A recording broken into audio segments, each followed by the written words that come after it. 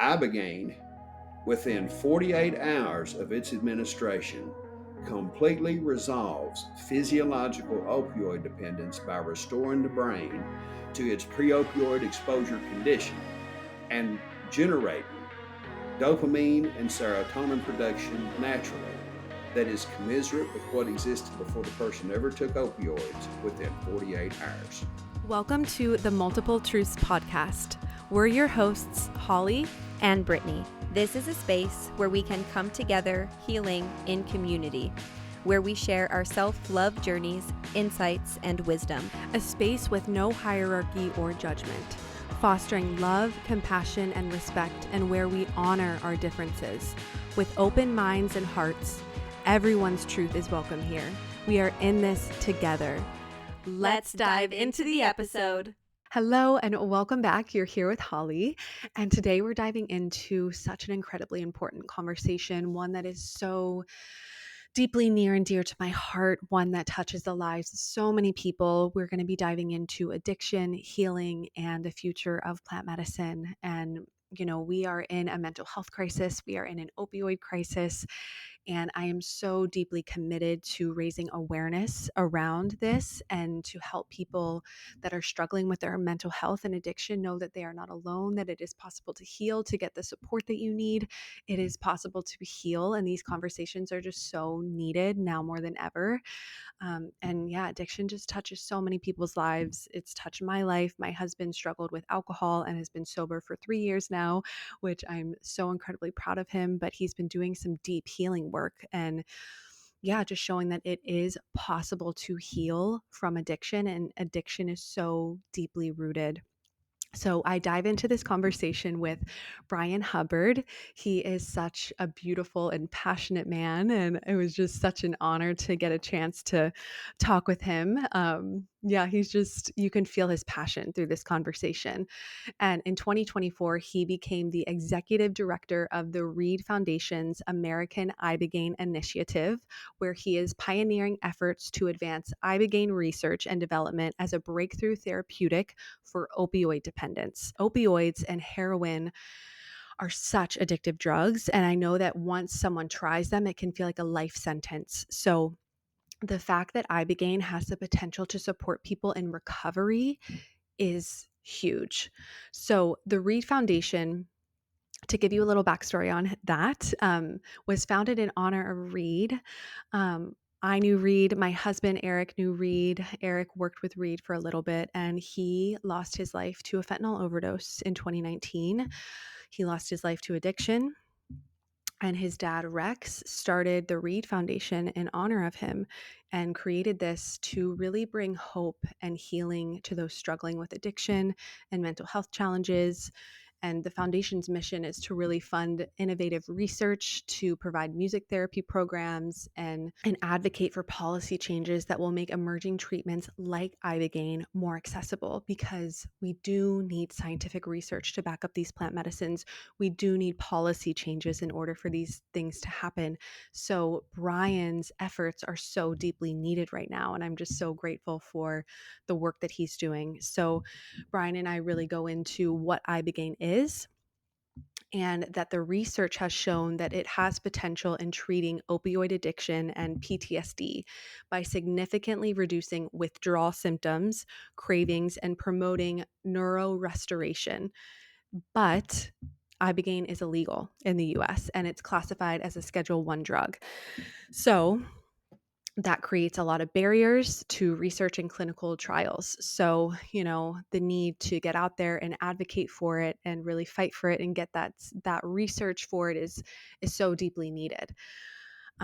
We just explore kind of what ibogaine is, why it works, what needs to change in our approach to addiction treatment. And we just dive into the public knowledge of ibogaine, advocating for policy reforms to bring this powerful treatment to those who need it the most, and personal stories. He dives into just some stories of people that he knows that has benefited from ibogaine. So it's just really, really powerful. It's such a good conversation. I just had so many chills as we were talking. You can just, again, feel his passion and his openness and his awareness around this. And I just think it's so beautiful.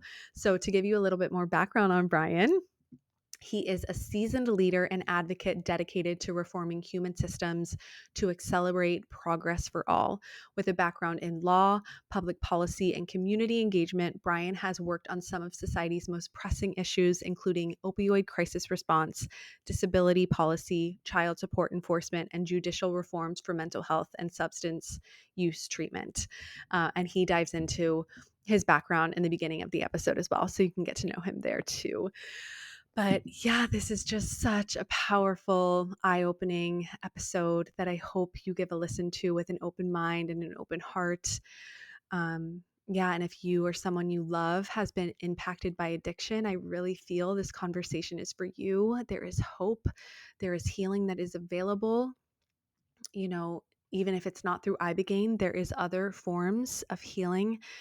And yeah, I just feel like this conversation is to really show that there's hope out there and that it's possible to heal, and that we need systems in place that really care about people, because right now the systems we have in place are not supporting people with addiction. It's just not working, and we need to work together to really create systems that are going to support people in true long-lasting healing, I believe. So yeah, with that, let's dive into it. Well, welcome, Bryan. I'm so excited to chat with you today.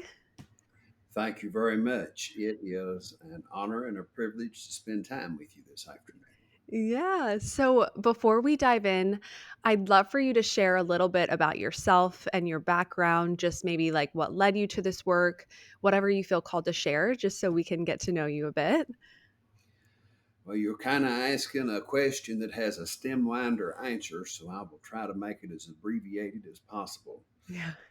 I grew up in the far southwestern corner of Virginia, a place called Russell County, in a little town called Lebanon.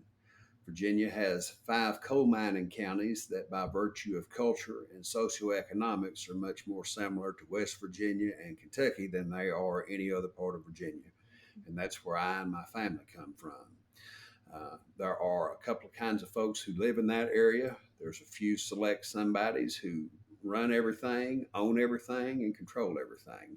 And then Hmm. there's everybody else who's the nobodies.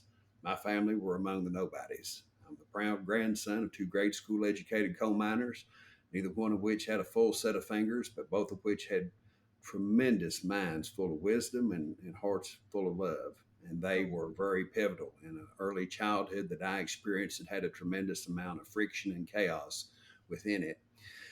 I had a very idealized version of American civics and history taught to me as a young child who had the benefit of having teachers who were either trained during World War II or who were trained by World War II vintage era teachers.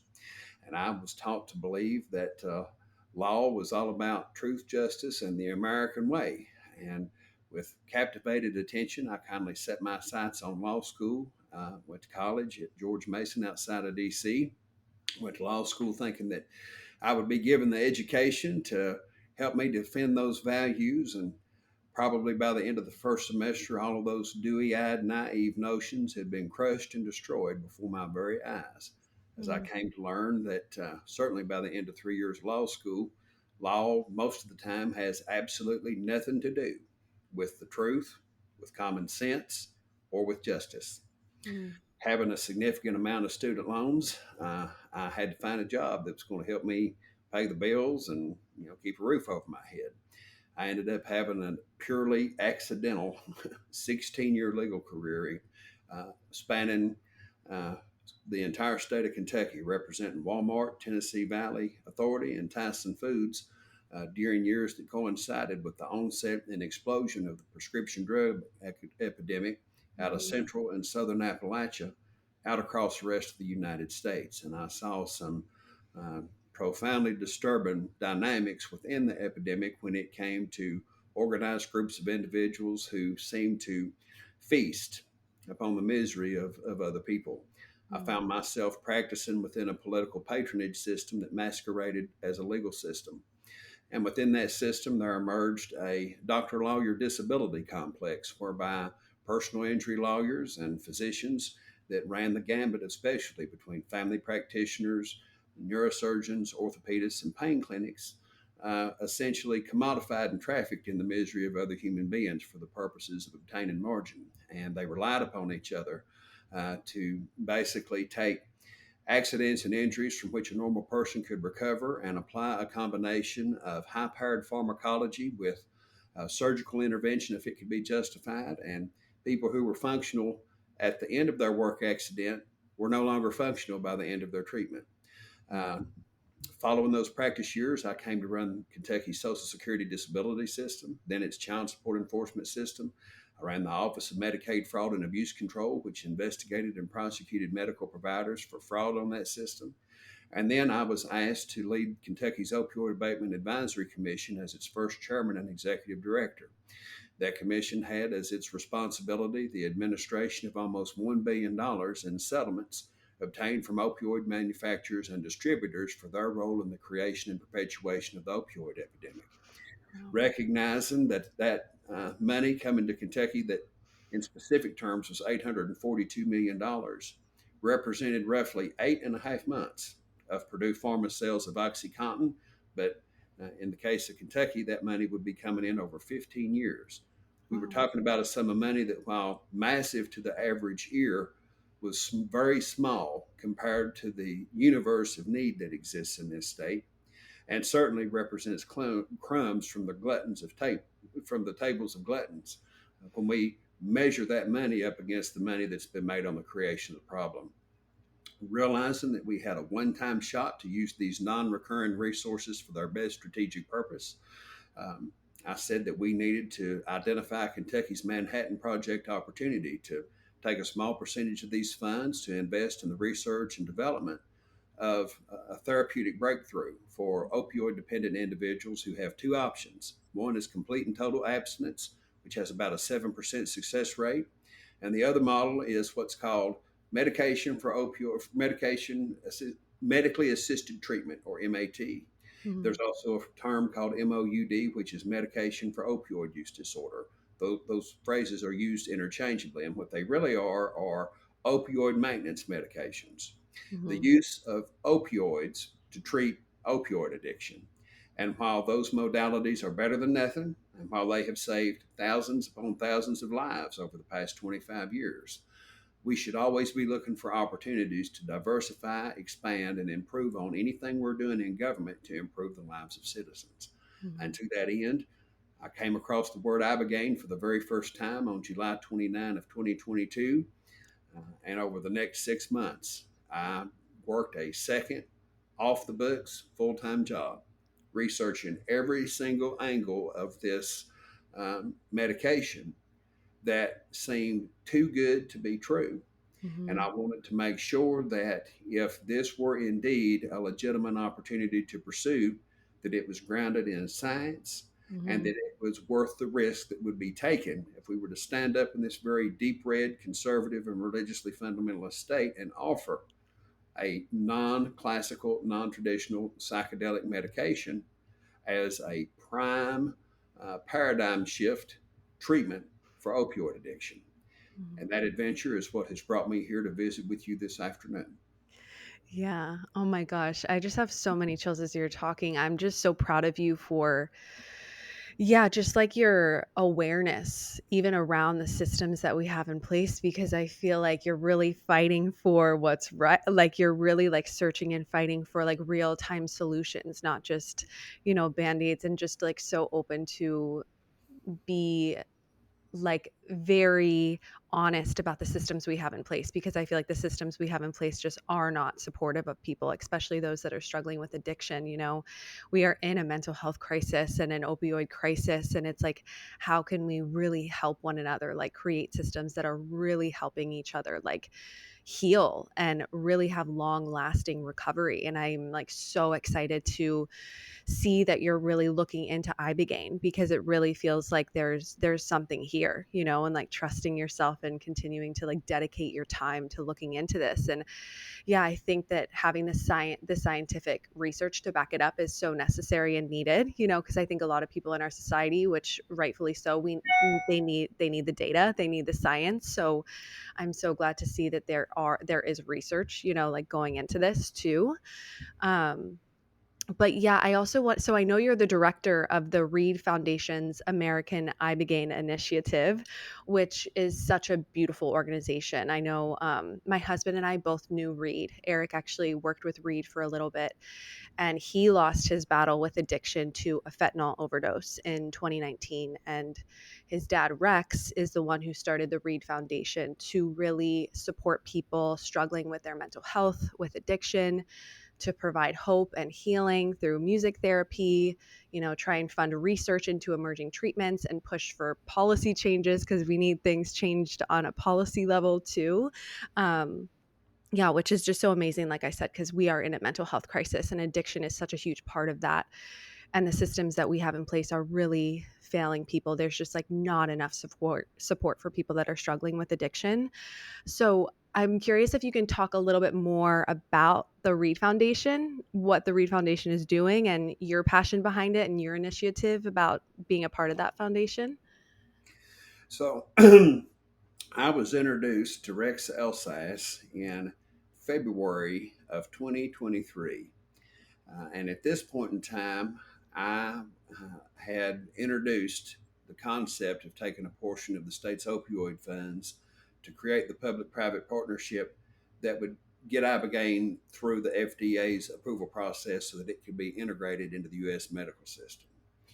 And I recognized that in order to make this project successful, that there were going to have to be a collection of culturally relevant activists, philanthropists, and researchers with whom the people of Kentucky could identify if this had any chance of being successful.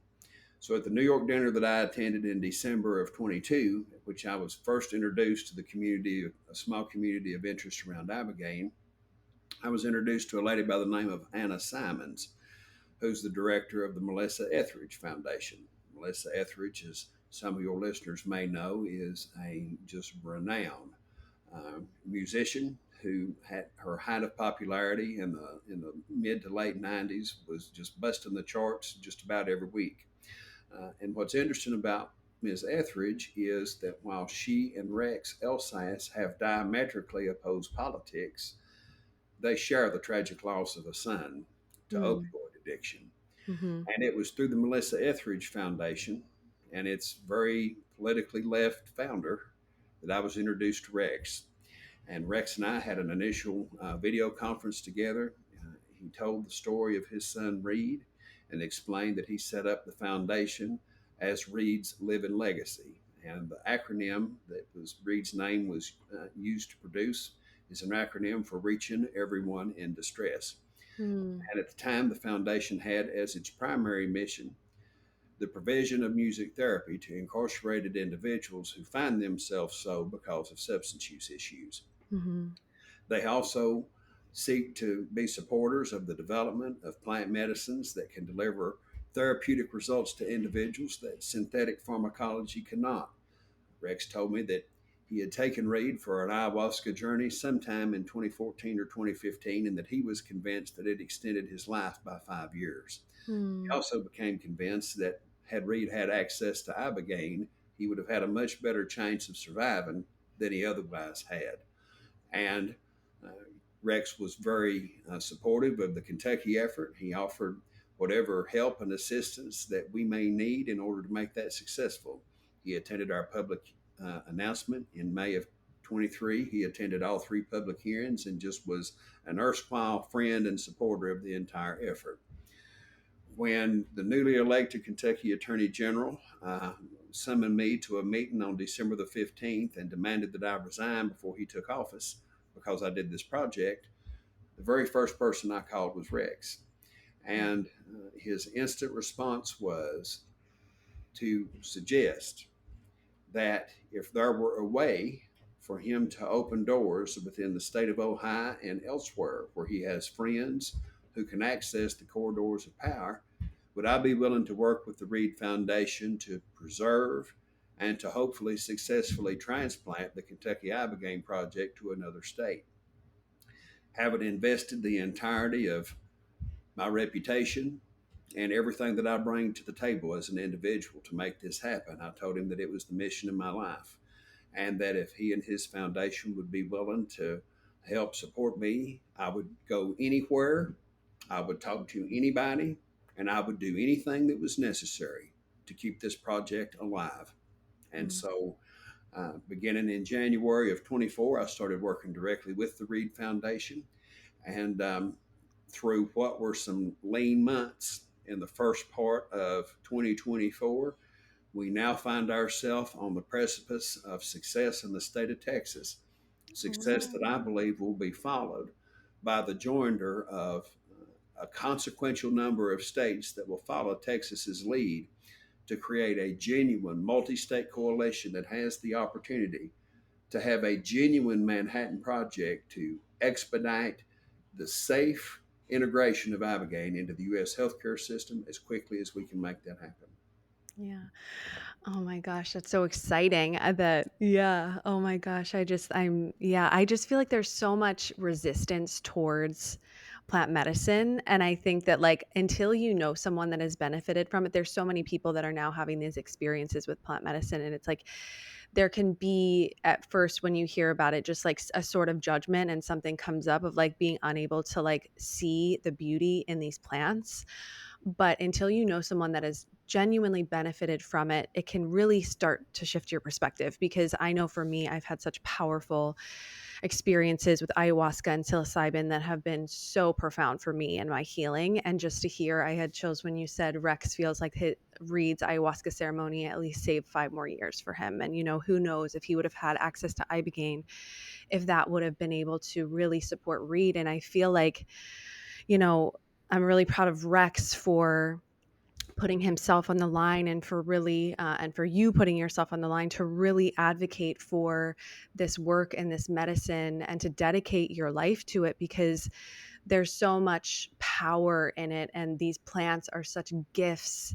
And I've really gotten the message that, like, how we are going to end this mental health crisis is with the integration of this plant medicine as well, with also the other types of therapy that are out there. But these plants are a gift, and there's just so much beauty and power in them. So I'm so excited to see and hear your passion about Ibogaine as well. Looking to connect with like minded community on your journey of self growth, self love, and spiritual discovery? Join the Beehive, a supportive community hosted by Holly and I, designed to help you on your personal transformation and healing journey, and to help you tap into your innate wisdom. With live monthly Q&A sessions, exclusive content, and a like minded community, the Beehive is the perfect space to grow and step into your most authentic self. For more information and to sign up, check the link in the show notes. And that, yeah, it's gaining some traction. But I'm curious, I want to just like expand on what Ibogaine is, because I know you're advocating for Ibogaine research. So can you just explain to the listeners what is Ibogaine, and like how does it help people struggling with addiction? So, Ibogaine is one alkaloid that can be obtained from three botanical sources that grow in West Africa. The first and prime source is the Iboga root. The Iboga root has as its custodians the Bwiti people of Gabon, who have been its ancestral custodians and guardians for centuries now. And Iboga has been used in their cultural and religious traditions for as far back as anyone can remember. Uh, Iboga has 26 different alkaloids, and it takes 10 years to come into maturation. And because it is the crown jewel of Bwiti culture, it is not the ideal source from which to derive Ibogaine itself. So, luckily, the creator of this world has made fast growing alternative sources plentiful, one of which is the Volcanga africana. The bark of that tree, a tree that grows quickly and plentifully in subtropical and tropical climates, can be scraped off, and through a simple chemical process, ibogaine will be derived from it. No one understands how ibogaine works, and there are observational field studies that are decades wide and mountains high that clearly establish that it has a profound addiction interruption property, which essentially resolves physiological substance dependence. This was first discovered within the story of an individual named Howard Lotsoff, who had been a heroin addict for about a decade. And in the mid 60s, he found himself in an environment where he had access to Ibogaine somewhere out in California. He took it because he was curious to know what it would do.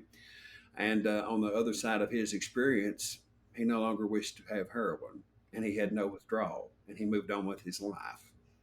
And he wanted to understand, could it work in others? And over the past roughly 60, 63, 53, I'm a lawyer, so I can't do math. The number of years between 1963 to today, I think that's 63 years. Um, there has been a tremendous amount of established documentation that demonstrates that Ibogaine has breakthrough therapeutic potential for opioid addiction, meth addiction, alcohol, cocaine, and even tobacco. The way in which it works is very unique. You know, there are a lot of psychedelics that carry significant therapeutic benefit, but in terms of Ibogaine, there are a couple of differentiators. Number one, it is not pleasant or in any way a good time. The physiological experience itself is difficult and challenging. You are basically in a state of semi paralysis for 10 to 12 hours. At all times, you're oriented to person, place, and time. It is not dissociative. So you know everything that's going on around you at all times. Most people who take Ibogaine will purge multiple times throughout that 10 to 12 hours. So if a person likes to throw up and be in a state of semi-paralysis for 12 hours, Ibogaine is the drug you want to party with. If that's not what you consider to be a good time, stay away from it. What researchers have come to discover, and again, the how is unknown, but for the opioid dependent individual, their brain can't produce dopamine and serotonin absent the ingestion of opioids. Dopamine and serotonin are our survival chemicals. They drive all of our most baseline instinctive behaviors as human beings. It's in the reptilian brain. Everything that has to do with eating, fighting, flighting, and procreating and drinking. All of those things that are necessary for survival are driven by dopamine and serotonin. So when an opioid dependent individual is deprived of supply, when they engage in behavior that looks like they are morally depraved criminals, what we're actually seeing is the behavior of an individual who is impacted by a profound neurochemical brain injury caused by opioid exposure that has shut down their ability to produce dopamine and serotonin. If a person tries to obtain abstinence, it takes the brain 18 months of complete abstinence from opioids in order for the brain to begin to recover its own organic dopamine and serotonin production capacity. And it's just the start. For other folks, it can take anywhere from 2 to 3 years. This is why abstinence based programs have a 7% rate of success, because 93% of folks cannot endure that process. It's a process that is defined by just profound lethargy, depression, and the persistent craving for what you know is going to kill you. And that's what makes it wicked. Medically assisted treatment has been developed in order to give an individual the satiation of opioid exposure while also not giving them such a level of it that they can't be functional. So the well-intentioned goal has been to deliver low-dose opioid treatment that does not trigger withdrawal, that allows the person's desire to be satiated while also allowing them to restore functionality. At the same time, this comes with consequences. Individual is still opioid dependent. It doesn't work well for everybody. It's demonstrated by the fact that 80% of patients who start a Suboxone program have dropped out by the end of 6 months. It only has about a 20% rate of adherence and about an 18% rate of success. And the reason for that is because it cannot satiate the desire triggered by the consumption of the more high-powered opioids that produce a dopamine response that's about 10 times greater than what the human body can produce on its own.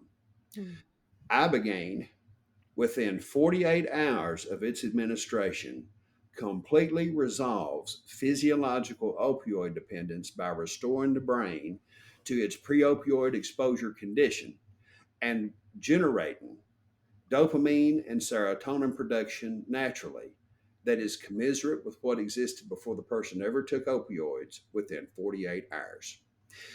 80% of folks report complete and total resolution of desire for opioids as well as any withdrawal symptoms after a single treatment. That number goes up to 97% with a second supportive booster dose for individuals who don't get that full resolution with the first treatment. Because of these properties, Ibogaine represents a genuine breakthrough therapeutic that can dramatically alter how we treat not just opioid addiction, but as previously mentioned, meth, alcohol, and cocaine. And there is no treatment within the medical system that addresses meth addiction. But clinicians that operate centers that treat individuals who are substance dependent absolutely are able to attest to the fact that ibogaine also has equal efficacy and in sometimes greater efficacy with meth than it does opioids. Wow. I think it's so important for people to understand, like when we're talking about this stuff too, it's not a good time. Like exactly what you said, like you're purging, you're in this for 10 to 12 hours. Like it's very intense for people to go through. It's such an act of strength and courage to be open to getting support and going through something like an Ibogaine treatment. Like, cause it's the furthest thing from, oh, I'm going to take a psychedelic and it's going to be this beautiful mystical experience. Like, no, you're going through it and you're purging from your body and like helping to like, maybe see things that you need to see that maybe are stemming from why you started to do opiates to begin with. Because I believe people get addicted to opiates, heroin, meth, all of these drugs because they are running from pain. It's like suppressing pain, like their own mind is so hard to sit with that they need something to escape their current reality. So they're turning to these external sources and just suppressing their pain. So being able to sit in this space for 10 to 12 hours and I just feel that would be so tough. And I'm curious, for the ibogaine, for someone to go through a treatment like that, is it a very like ceremonial sense where like you're with shamans, or is it with I'm just curious like what an ibogaine treatment looks like, if it's like with a facilitator, that kind of. Of the providers I'm familiar with, there are different methodologies. Some are more ceremonial, others are more medical. Mm-hmm. Um, and it just depends on what a person's taste is. Right. Some providers do a retreat style where it's a communal experience. Other providers are more individualized, and it's something that is more akin to what one would encounter in a high end treatment facility within the U.S. Mm-hmm. Okay. I'm just curious, for ibogaine, obviously you're going through that for 10 to 12 hours. You may be purging all of that. In my experience with ayahuasca, you can get sick. There was a part where I was sick, I was nauseous, but I was also being shown different memories, different painful things, different shadows that needed to be brought up, limiting beliefs, things that were brought up to help me understand myself deeper, my patterns deeper, where things may be rooted from. Like, and it's hard to sit through those kinds of experiences, but it's so healing to be able to get to the root of why things may be coming up and all of that. So I'm curious if through the ibogaine experience, are those different memories and things that people need to process and understand also coming up, or is it a very just physical experience treatment? There's always individual variability within any of the plant medicine experiences, but generally speaking, most folks who have an ibogaine experience will have, if they choose, the opportunity to journey within Mm-hmm. and to understand their life, who Mm-hmm. they are, who they've been, and who they wish to be. I say they can choose because ibogaine is an intelligent medicine. Mm-hmm. It's one that you can choose to engage or not on your terms. Mm-hmm. If someone has a mushroom journey, depending on the potency, if they close their eyes, they're taken off to visit whatever scenario that the mushroom or the psilocybin decides they're going to see. And there's really no choice in it. You're just gone. With ibogaine, you always have the choice to engage. If when you close your eyes, you don't like what you're seeing, you can open your eyes and it's gone. Okay. And you are as with it in terms of where you're at and who's around you as you and I are sitting right here. And you Mhm. close your eyes again, and you within yourself, if it shows you something, you can say, I don't want to see that. Show me something else. It'll show you something else. Mhm. So it's interactive. But within Okay. that interactive framework, there is an autopsy of self that occurs.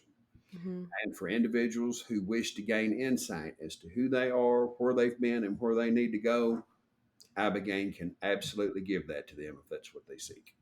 Okay. Oh, I think that's beautiful because I feel like these plants are such beautiful teachers. Like they are such incredible teachers. And I think, yeah, I think that you as the individual, it depends on how open you are. And I know the can sometimes come in to try to protect you because it's trying to protect you from being honest with yourself or seeing things that were painful so you don't experience pain again. And like so many of us have done things that we are not proud of and don't want to admit to ourselves. And so sitting with yourself for that experience and maybe having to be taken to something that you've been hiding from yourself or neglecting to take a look at can be really confronting. So that's nice to know that they have the opportunity to maybe open their eyes if it gets too heavy, if it's too much, like you are the one that's in control, you know. So I think that's really powerful. And I have to So tell you, Holly, as I sit here and reflect over what I just said to you, if if me of 5 years ago could walk into this room and hear what I just said, he would be appalled at the insanity that just came out of my mouth really. because that individual was misinformed and ill educated. Mm-hmm. And because of the patience of the folks around me, my own desperation for solutions that oftentimes is the same desperation that takes a person to Ibogaine, as well as the experience that I have had with it, I am able to attest to the reality of what's just been articulated, though it might sound to a person to whom this is new as if it's totally insane. And I understand because it would have been to me too before I educated myself. Totally. And like, I'm just so proud of you for being self aware and being open. I feel like so many of us are just so closed off and our ego is just so big and do not even take the opportunity to maybe try and see where someone else is coming from or open your mind a bit to listen to someone else's experience. So I'm just so proud of you for being open because you chose to do that. Like, we all have the choice. And yeah, because I know when I talk about plant medicine too, I'm like, I know some people think I'm crazy, but like I've had experiences and I see the profound, like plant medicine has helped my husband get sober from alcohol. He struggled with alcoholism and that helped him get sober. And I've seen it firsthand on how it supports people and how it helps you face your shadows and support you in healing and coming more home to yourself and understand these young wounds and how they shape us to be who we are and just how there's just so much pain and we're running from our pain. These plants are here to help us, to teach us, to help us see, to help us learn, to help us connect with ourselves, to be honest with ourselves. So yeah, I'm just so proud of you for being so open, and yeah, I think that's beautiful. Thank you. Yeah. And I think it's just so exciting because I know that so many people, if people know people that are struggling with addiction, whether it be opiates, heroin, cocaine, alcohol, whatever it may be. And when you're so addicted, it can feel like a life sentence. Like I know like opiates and heroin, it's like when you get hooked, you are hooked and it is a life sentence. And there's so many families that deal with people with addiction that it feels like they've lost a family member. And I feel like the fact that there may potentially be a way to help people recover is huge, like they're not lost causes. There is always a way to recovery. It takes the person being open and willing to get the support that they need. But like you had mentioned, like some of the other things that are out there right now just aren't working, and this is something that is really exciting that we're seeing firsthand has an impact on people. And it's like, giving out an olive branch of like, hey, you don't have to do this alone. Like there's something here that may be really able to support you. Um, Because, yeah, addiction is just so deeply rooted. And from my husband, from what I know, what I'm learning, it all stems from pain, from young pain. And so, yeah, I'm just curious if there's any stories of like somebody that you may know or like someone that you've come across during your path with being an advocate for Ibogaine, if they've had long-term recovery through Ibogaine, or like just maybe like some, yeah, if you have any stories of like a personal person in your life that has like really benefited from this medicine. You've made an observation that I have asserted with a little bit different wording, but you and I see eye to eye on, and that is at the heart of trauma and addiction is profound spiritual affliction. Mm-hmm. And any response to these conditions that ignores the relevance of the human soul Mm-hmm. and the spiritual dimension of this life that we're on this side of eternity is a solution that's destined to fail at large. Mm-hmm. And again, while we can point to some rates of success around the treatments that fully ignore the spiritual dimension of life, we have to take a step back, look at resource, look at result, and say, we have failed. We have failed to stem the tide. There must be a change in our approach if we are going to make any generational traction over what is now the 29th year of the opioid epidemic as measured by the introduction of OxyContin to this country through Appalachia in the fall of 1996. Uh, Before I heard about Ibogaine, I had never come across anyone who had availed themselves of its therapeutic potentials to overcome addiction. But once I heard about it, I started meeting these folks. Mm-hmm. One of the hearings that we had during the Kentucky process was it occurred on September 17th of 2023. This was a public proceeding formally convened by the Kentucky Commission. This particular hearing is linked online. It's going to be there in perpetuity, and anybody can watch it. And these were the stories of 24 individuals who either received, sent loved ones for, or provided Ibogaine treatment to someone who was on the way to the graveyard with their substance dependency. They had Mm-hmm. tried everything that there was to try, oftentimes multiple times, and they were headed for the end. That 4 almost 5 hours of testimony was the most powerful public proceeding that I have ever witnessed. And Mm-hmm. how anyone could hear the stories of those individuals who were at the end of hope, who managed to climb themselves back into an existence in which they would not merely survive, but could thrive because of their experience with Ibogaine. How anybody could hear that and come away with any other conclusion but that we need to develop this as expeditiously as possible for anyone who would choose to have that experience as an option uh, is beyond me. Mm-hmm. You would have to either have absolutely no compassion for your fellow human beings who can't get by with what we already have, or you have a set of ulterior motivations that don't stand up to moral scrutiny. Mm-hmm. In either case, for your folks who are listening to this, they want to look at that Kentucky testimony, it'll blow their doors off.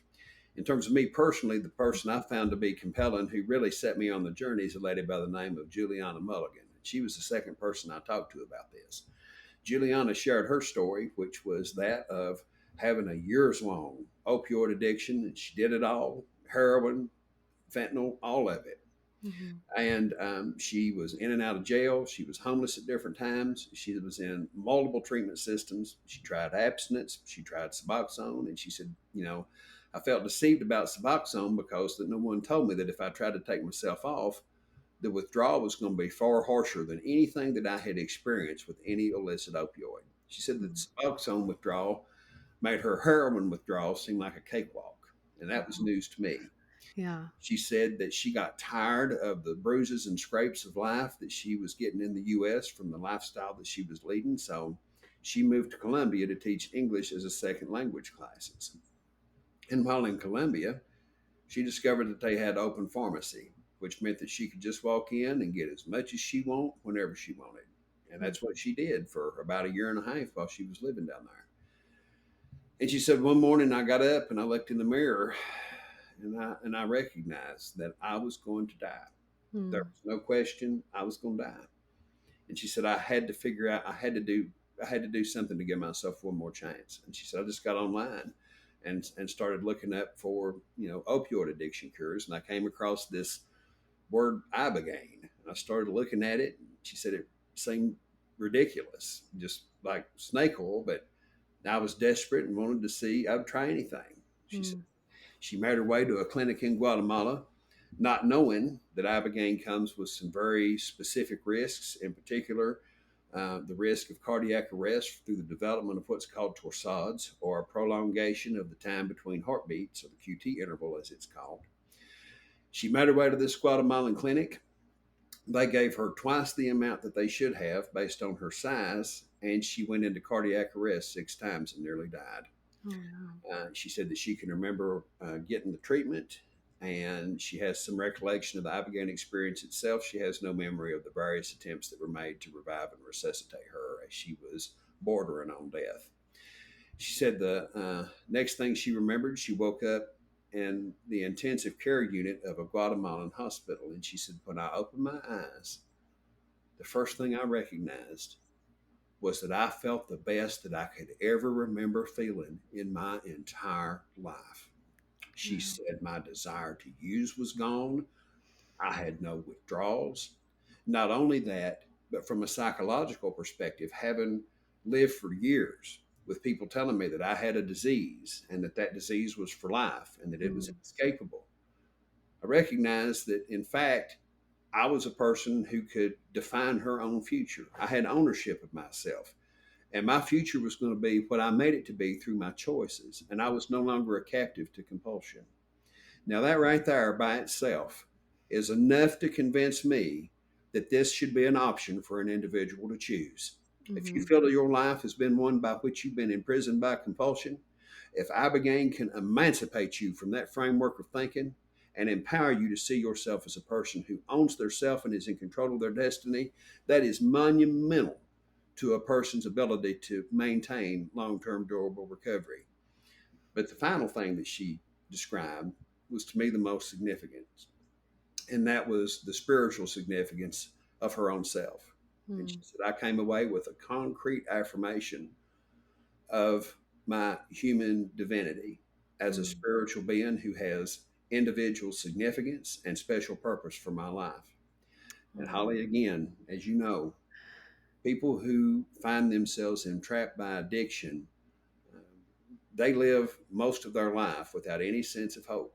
Mm-hmm. They are trapped in Mm-hmm. despair.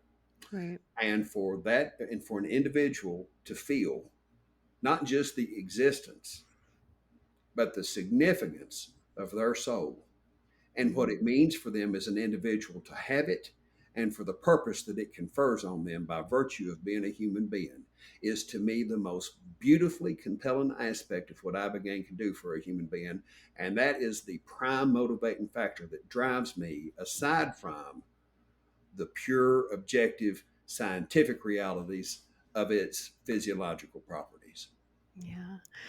Wow, that's so powerful. I had so many chills as you were talking about that, just telling her story. And I think it's so powerful, like when we can really hear other people's stories, because I think we can get really lost in judgment. And, so many of us are disconnected from ourselves, disconnected from our hearts, living in our egos. And it really takes, I feel like, human connection, seeing someone, listening to their story, how something has actually like impacted their life and feel it. When someone is sharing their experience, you can tell when someone's not being genuine and when someone's being genuine. Like, this woman had a life altering experience, and this may have saved her life, and really being able to see her and see that experience. And I just think there's so much power in our stories, so much power in people's stories, and being open and honest with their stories, because someone else can see themselves in that story, and you just never know who you're going to impact. And I just feel like,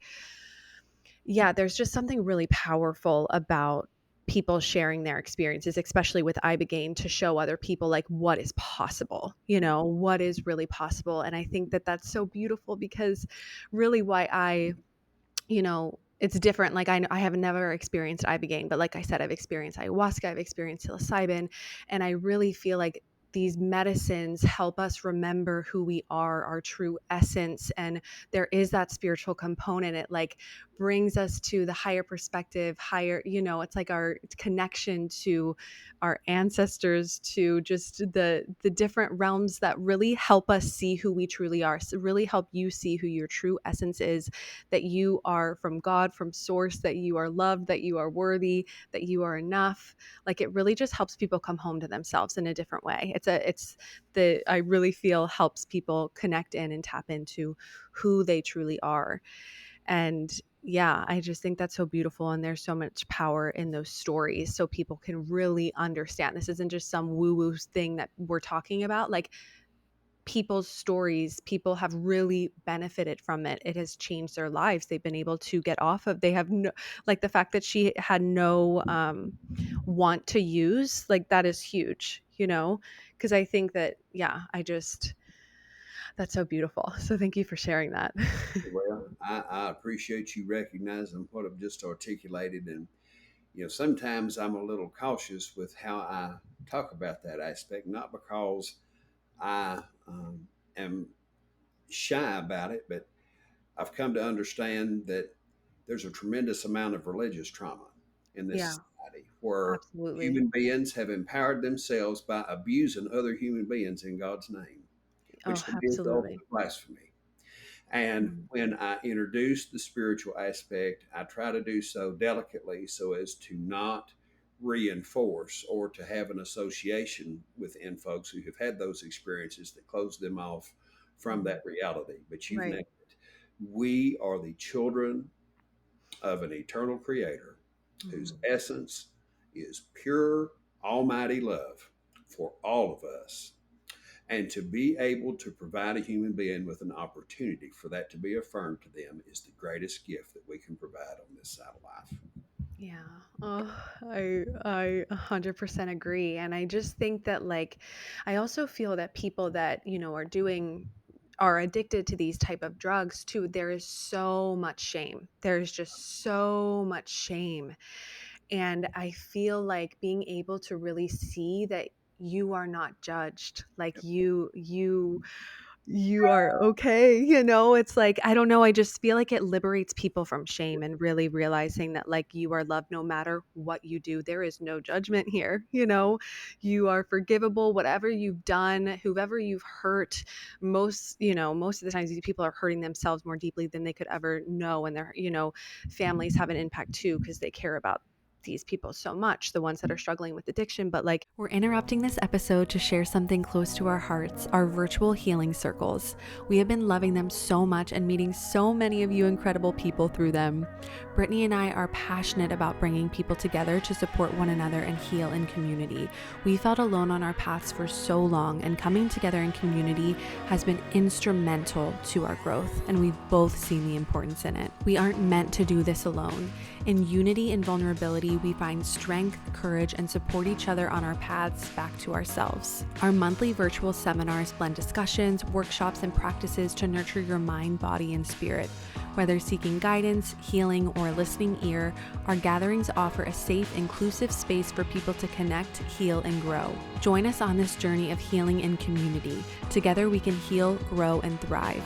Register for the next circle using the link in the show notes. We hope to see you there. I don't know. I feel like there's something really healing about these experiences that help people release their shame and know that they are not held captive to the things that they've done. Like, no, there's just no judgment. So I feel like there's a piece of that I just feel called to say too. But I totally understand your way of being mindful about how you talk about it. Cause I feel the same way. Yeah. Before we got about the business of issuing grants from the Opioid Commission in Kentucky, one of the things that was fundamental to our ability to do our job was to hear from the people of the state.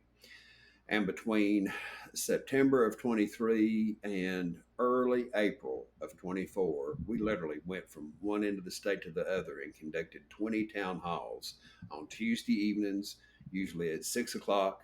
We heard from thousands of people across the state. I was consistently shocked by how many people would show up for what was supposed to be a fairly technocratic presentation of what the Opioid Commission is and what its job is.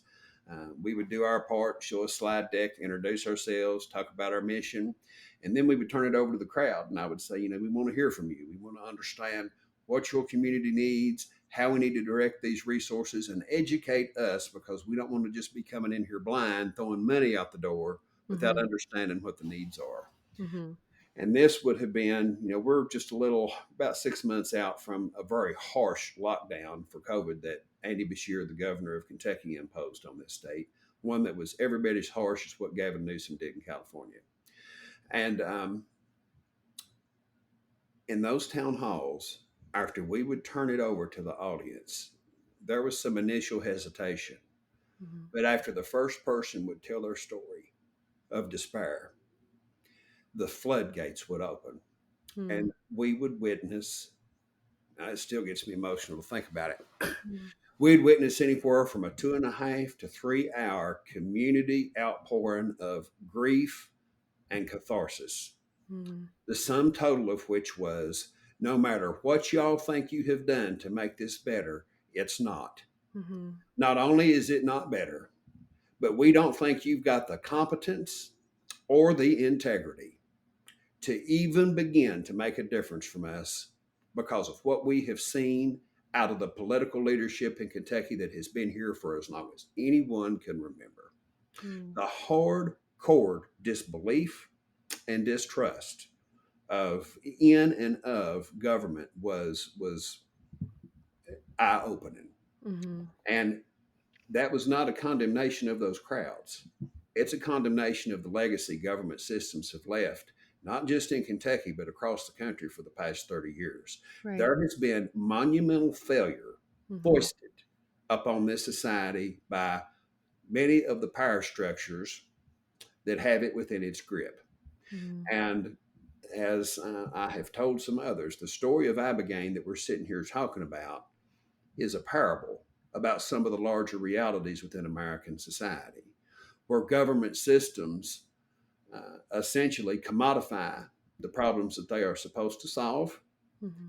by monetizing sustained human misery instead of Right. bringing anything to the table that can be curative or that can emancipate an individual from a problem that they are imprisoned by, so that they can live life on their own terms with genuine autonomy and dignity. Mm-hmm. Yeah. Thank you for touching on that, because I just feel like, even just the state of our world right now, my eyes have really been open to just our systems that we have in place are so much about money and power and greed. And, we're not supposed to be fighting each other. We have to fight the systems, but our systems in place that we have just are not working, and they have not been working. They are not for the people, they are for profit. And things really need to change. And I really feel people are waking up now more than ever. And I feel like the healing is really going to happen when we are out in our communities. Just how that was so powerful when the community came together and they were sharing their stories of despair. It's like we have to be here for one another. We have to care about one another again. We really have to start caring about people again and getting out in our communities and really fighting these systems so it can be for the people again, because it's just we are so far from. And this opioid crisis, the mental health crisis, is like such a reflection of that, and so we need to really start working together here to really make change. And I feel like we are on the precipice of something. I really feel like people are waking up and we're understanding this, and there's more research coming out about plant medicine. People are talking about therapy now than they ever have before. There's alternative therapies. I'm really hopeful for the future, and I just think we are just all really waking up. And I'm proud of you for being, like, you are really awake. You're waking up. I think it's so powerful and so beautiful, and I just love that. Your passion behind this initiative is just really inspiring, and I hope people really feel that too. It truly is the honor of my life to have the opportunity to be a pair of servant hands around this mission. Mm-hmm. Relatively speaking, I am a Johnny come lately to the entire world of psychedelic policy and advocacy. There have been people working in and around this for decades, and Mm-hmm. I owe them my own personal thanks for everything that they have done to progress the conversation to the point to where I can get in it at the stage that I'm at. Uh, Hmm. and I hope that with whatever contribution that I make, that I am able to honor the tremendous sacrifice and risk that a lot of people have taken over many years to bring us this far. Absolutely. Yeah. I just have so much honor and respect for people that have really been diving into the plant medicine work because it's like people are really putting their lives on the line to really do They this are. work because it's not legal in America. So it's like I have so much respect for people that have been really doing the research, and we need people that are educated talking about plant medicine, and we do need the scientific research to back it up. And like I feel like that's how people are really going to start to take it seriously, from people that are learning from the people that came before us, trusting our intuitions, connecting with ourselves, and then also just like educating ourselves, fighting for research. Like research needs to happen because that's what people need to see in order for things to get legalized and changed. And so yeah, I'm love that you have also like educated yourself and learned from the people that came before you, because yeah, we that there's power in that too. Well, if I'm the smartest person in a room, I need to be shown to another room. Yeah. Yeah, we have a lot, all of us have so much to learn. We really do. But we're here, we're doing it together, we're learning from one another.